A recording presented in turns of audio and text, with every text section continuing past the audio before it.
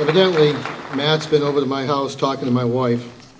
He's seen the size of the garage, I guess. Good afternoon, ladies and gentlemen. Welcome to the 2008 Hall of Fame inductions. This last Sunday in January brings us together again to remember the legacy of New England auto racing and honor a new group of inductees. The New England Auto Racing Hall of Fame honors these pioneers from Maine to Rhode Island, and in some cases, beyond. Here, a proud past is forever enshrined. For us, as grateful witnesses to recall, and for future fans to appreciate what's taken place.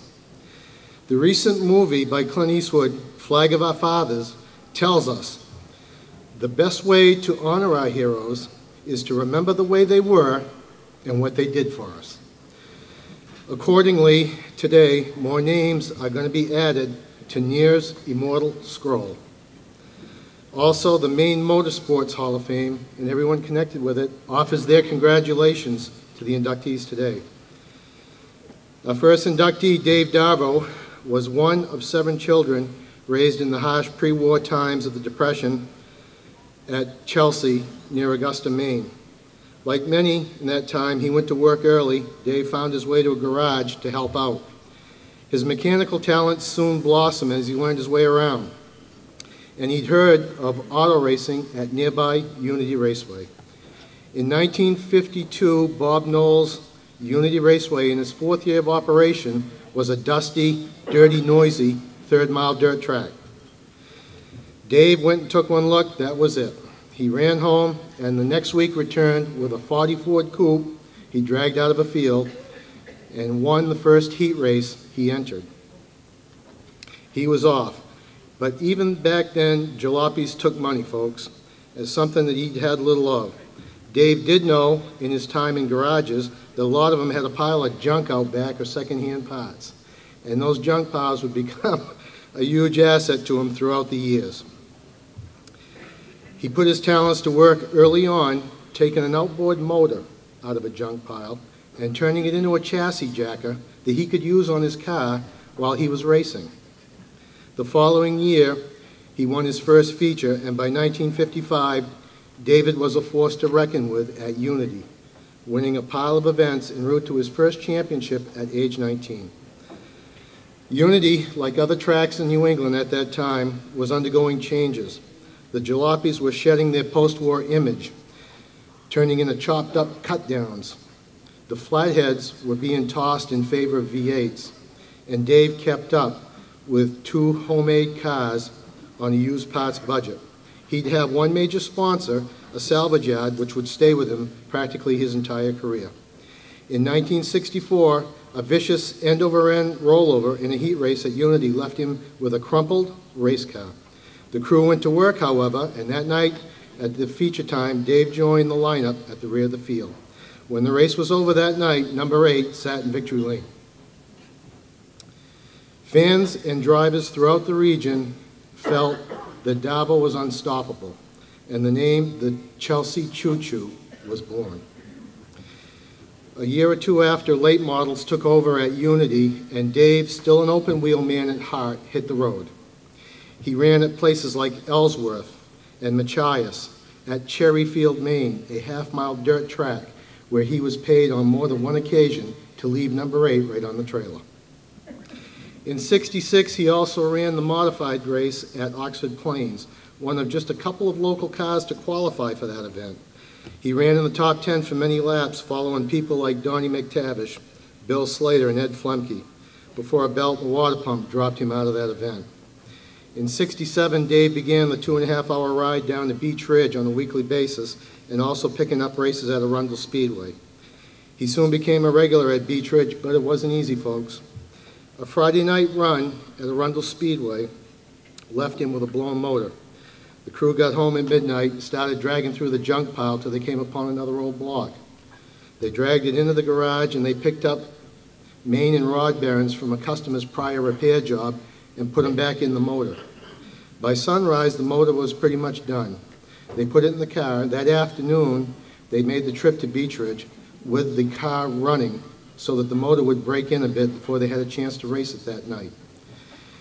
Because of Dave's points, he started in the rear of the field, methodically worked his way to the front.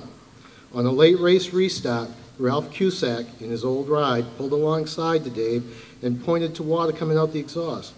Dave looked down, looked at his gauge, looked over at Ralph, and showed him a pair of hopeful crossed fingers. On the restart, Dave sped away, and the motor held on long enough to take the win. Dave won a lot of trophies at Beech Ridge in '69. But I guess the biggest trophy that he also got, he won the heart of Miss Beech Ridge, the trophy presenter at the time, Rita Skillings. She became his soulmate, teammate, and they've spent nearly 40 seasons together now. Rita is our escort for the Maine Motorsports Hall of Fame as well. Dave did very well at Beech Ridge with many wins and a title, pleasing his large legions of adoring fans, many who'd come to the races dressed in yellow and black. Also about that time, Dave tried a trick of trying to enter a 100-lap open for late models at Wiscasset Speedway. Having a cut down, he had to circumvent the rules a bit by going out and gutting out a Rambler body and throwing it on his cut down.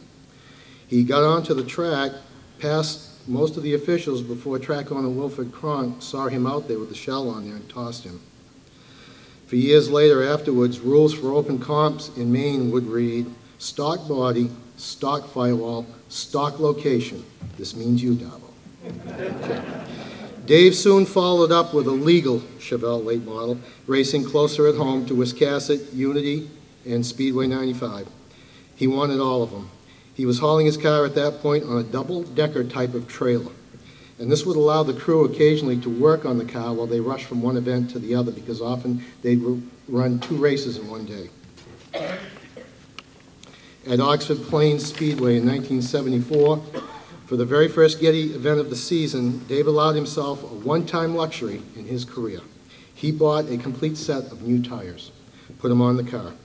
Dave took the lead around lap 40 on a very cold, raw, and windy day, despite heavy pressure from Stan Meserve. Snow and rain began to fall on lap 75, giving David the win that day.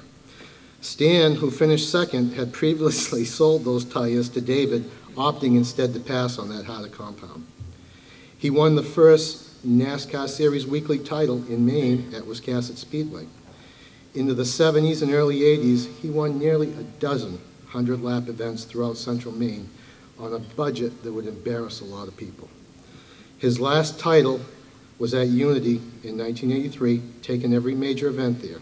During that time, not content to sit idle, he also managed to drive a modified and a late model on the dirt at Beech Ridge and win at the same time. He stepped out of the seat soon thereafter, ending a 4-decade career of building, driving, and maintaining nearly all of his cars. All on his own, 250-plus wins, 10 titles, a hard charger at Beech Ridge, first member of the Unity Raceway Hall of Fame, and a member of the inaugural class of the Maine Motorsports Hall of Fame 2004. He'd tell you very modestly that he didn't do much, he just wanted to race. But his statistics and his abilities behind the wheel state otherwise. So I'm happy to ask the Chelsea Choo-Choo, Dave Darveau, and his crew chief, Rita, to come on up and accept his induction into the New England Auto Racing Hall of Fame. I started this all when I was 16, and at 16 you don't know where you're going. And lucky I went to the racing path, because if I'd gone the other way, I'd probably been in jail today. And I really enjoyed my life of racing. I've had a good time. I guess I've done a lot of things, but it really kept me on the straight and narrow. And that's about all I can say to that. Okay. You know, and thanks to everybody. And she's probably got more to say about it than I have. Okay. She can remember more. You stay right here. Thank you, Steve, very much for that wonderful. Okay, for that wonderful induction of Dave. I want you all to know that Steve had asked me to write down some of the things that pleasured Dave the most. His answer to me was women and racing. Nah. Then he smiled and said, I better stick to racing.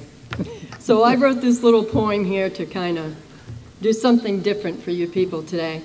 When you start out with a hobby, You look at everything with open eyes. So while walking through the pits, he got ideas from some of the guys. Yeah, and I stole them all. So at the age of 16, I bought a car, took it out and won the race. Caught hell from old Mac Tilson and left without an embrace. Yeah, he was a friend of mine. He wasn't a friend of mine afterwards. I once took an outboard motor and I used the lower half. I made chassis adjustments while racing, which made some of the drivers laugh. Yeah, they know I wasn't going fishing.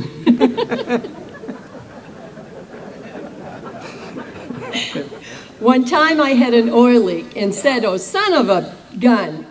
Went to the pits and found the problem and patched it with chewing gum. He did that. You heard of gummed up engines? I had one. Although I raced at many tracks from Maine to the Florida coast, my favorite was Beach Ridge Speedway and kissing Miss Beach Ridge the most. Which one? All of them. I've never been able to take credit. Even today, I never could. But I still get asked for an autograph, so I guess I must have been good. I forgot that. Friendly. It might not have been good, but I was friendly.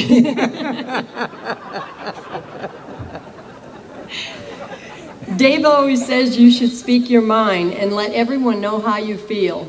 For knowledge is the key to success, especially when you're behind the wheel. Dave's racing career lasted 40 years on most of the tracks in Maine, so we sincerely would like to thank you for inducting Dave to the Near Hall of Fame. We would also like to give special thanks to David's pit crew, his friends and family for their devoted hours of love and labor spent on the race car. And once again, thanks to the Near Association for honoring Dave as a member to the new Hall of Fame. Dave is, as our son put it, my dad, my hero. Thank you.